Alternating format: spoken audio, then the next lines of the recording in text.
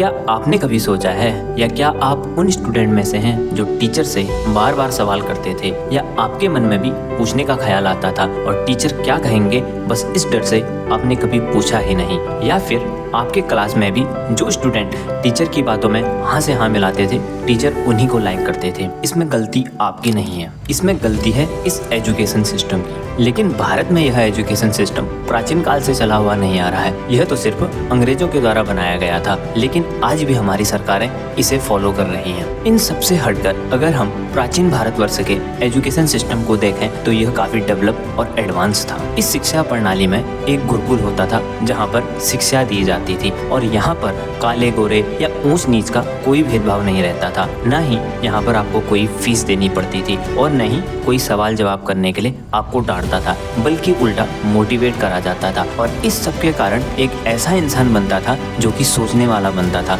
न कि रटने वाला। इन गुरुकुलों को चलाने के लिए डोनेशन दी जाती थी और इसको राजा द्वारा चलाया जाता था। अगर गुरुकुल से भी आपको एडवांस पढ़ाई करनी थी तो उसके लिए चैत्य और विहार होते थे, जो कि आज भी भारत के कई राज्यों में स्थित हैं। इस सब के बाद भी एडवांस पढ़ाई के लिए भारत में कई यूनिवर्सिटियां थी, जैसे कि नालंदा, तक्षशिला, उदंतापुरी और विक्रमशिला। यहाँ तक कि ये यूनिवर्सिटियां भी फ्री ऑफ कॉस्ट एजुकेशन हर किसी को प्रोवाइड करती थी और इसमें सिर्फ भारत के ही लोग न पढ़कर विश्व के कई और जगहों से लोग आते थे, जैसे कि सेंट्रल एशिया, चाइना और साउथ ईस्ट एशिया से भी। और इन यूनिवर्सिटियों को चलाने के लिए भी उस राज्य के राजा के द्वारा डोनेशन दिया जाता था, जैसे कि नालंदा को चलाने के लिए गुप्त साम्राज्य के द्वारा 100 गांवों की आय दी जाती थी। लेकिन इस सिस्टम में ऐसा क्या गलत था जो कि अंग्रेजों ने इसे चेंज करा? आइए देखते हैं। जब अंग्रेज भारत आए तो उनको अपना काम भारतीय लोगों से निकलवाना था, इसलिए उन्होंने एक ऐसा एजुकेशन सिस्टम बनाया जो आपको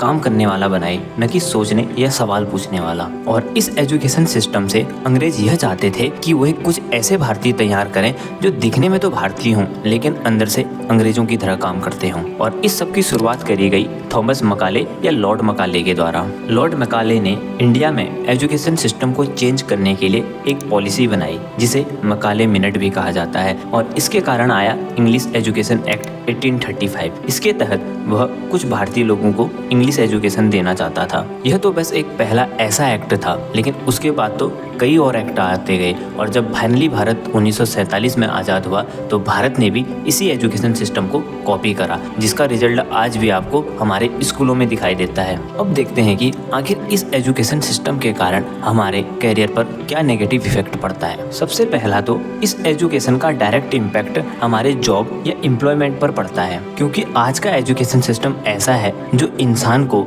एक स्किल्ड मैन पावर न बनाकर रटने वाला इंसान बनाता है। और इस रट्टाफिकेशन के कारण वह स्कूल तो टॉप कर लेता है, लेकिन जैसे ही स्कूल से बाहर कदम रखता है तो उसे पता चलता है उसके द्वारा रटा गया हुआ ज्ञान उसको नौकरी दिलाने में कोई भी हेल्प नहीं कर सकता है। अगर शायद इस एजुकेशन सिस्टम के साथ साथ यह एजुकेशन सिस्टम अगर इंसान को एक स्किल्ड मैन पावर भी बनाए तो इंसान जैसे ही स्कूल या कॉलेज से बाहर निकलेगा वह अपने पैरों पर खुद खड़ा हो सकता है। अगर बात करें कि इसमें चेंज या सुधार कैसे करा जा सकता है तो वह तो दो लोगों पर डिपेंड रहता है। पहला है टीचर और दूसरा है पेरेंट्स पर। और इसमें चाहे तो गवर्नमेंट भी बहुत कुछ कर सकती है, लेकिन जैसा कि हमने देख रखा है कि आज़ादी के 75 सालों बाद भी यही सिस्टम चलता हुआ आ रहा है, तो इसको चेंज होने में तो काफ़ी टाइम लगेगा। लेकिन जो इमीडिएट चेंज है वह पेरेंट्स और टीचर के द्वारा ही करा जा सकता है।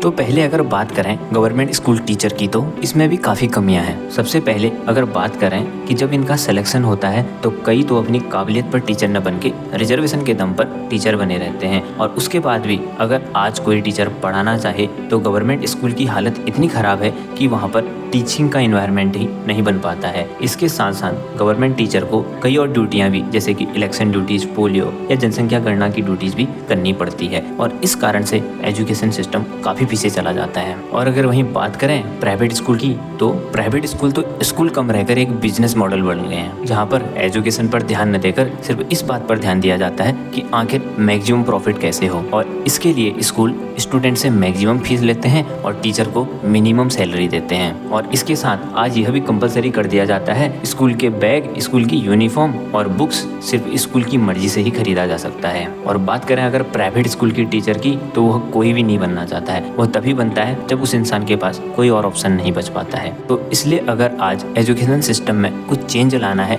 तो पहले तो गवर्नमेंट स्कूल के इंफ्रास्ट्रक्चर को सही करना काफ़ी ज़रूरी है और साथ ही में स्कूल टीचरों के सिलेक्शन में भी काफ़ी फेयरनेस दिखानी है, क्योंकि एजुकेशन सिस्टम ही एक ऐसा सिस्टम है जो कल के भारत का निर्माण करेगा। और साथ में ही प्राइवेट स्कूल को एक बिजनेस मॉडल न बनाकर इन्हें स्कूल की तरह ट्रीट करना है। और दूसरा कारण है पेरेंट्स। आज के पेरेंट्स को बच्चे की क्वांटिटी पर ध्यान न देके बल्कि क्वालिटी पर ध्यान देना चाहिए, क्योंकि किसी भी बच्चे की मार्कशीट उसका फ्यूचर तय नहीं कर सकती है। इसलिए पेरेंट्स को बच्चे की उस फील्ड का ध्यान रखना चाहिए जिस पर उसको इंटरेस्ट हो। दोस्तों, मेरे इस वीडियो से अगर आपको वैल्यू मिली हो तो प्लीज़ वीडियो को लाइक करें और चैनल को सब्सक्राइब करें। जय हिंद।